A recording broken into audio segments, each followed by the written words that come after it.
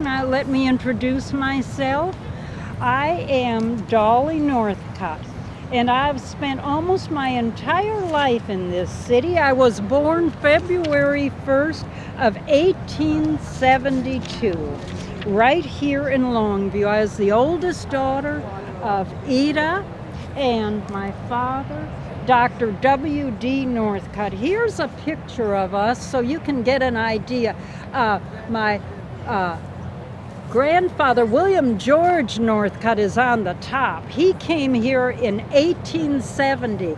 And in the middle, there's my beautiful mother, Ida, and my handsome father, Dr. W.D.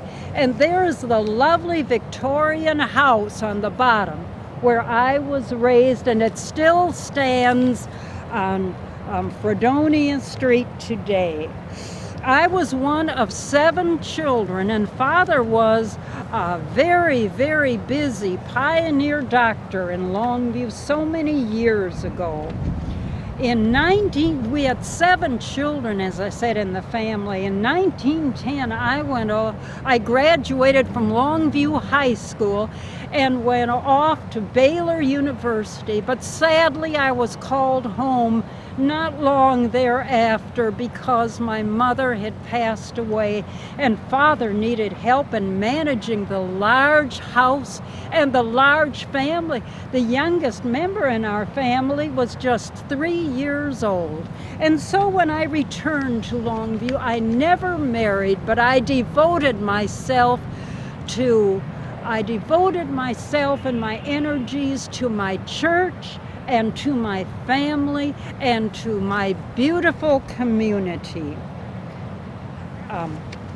My passion early on and continues to this day has been to record and preserve our local history. I had often envisioned that one day we would have a living history museum where people in years hence could come, visit, and learn about the pioneering efforts that contributed to the development of Longview when it was just a crude, rude little settlement so many decades ago.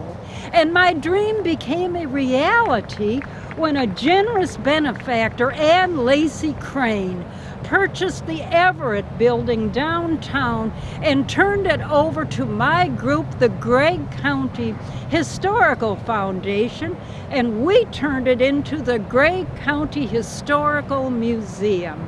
Our dream had become a reality, and it was time for me to move on to some other projects. I became an organizing member of the committee to establish the first library. I was an early member of the Downtown Beautification Committee, the Downtown Development Council, and I was a founding member, a charter member of the Longview Federation of Women's Clubs.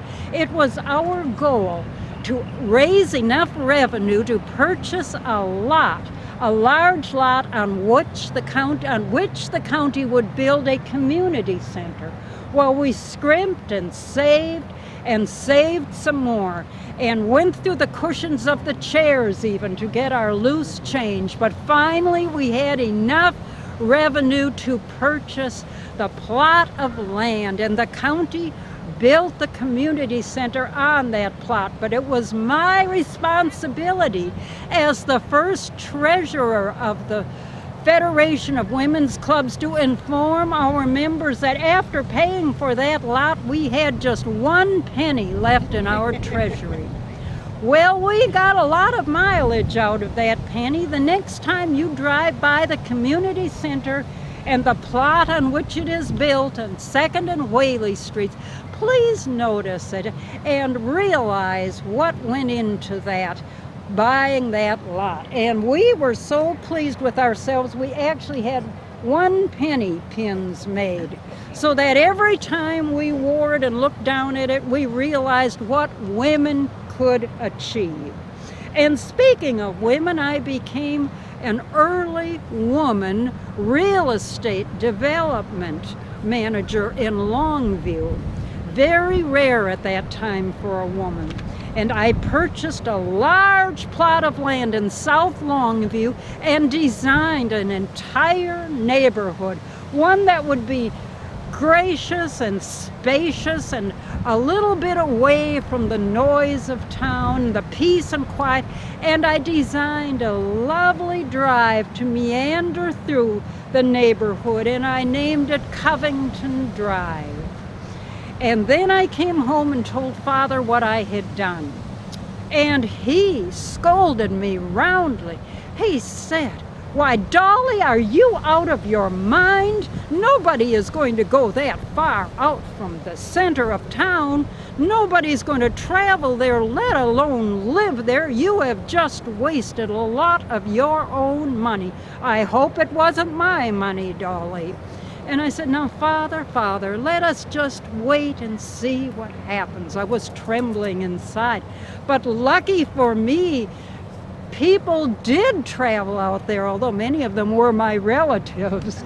And they did buy land, and they did erect lovely homes.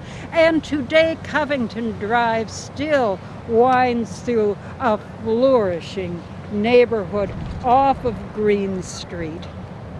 In 1970, we were celebrating our centennial in Longview, and I was so honored to be named the First Lady of the first century.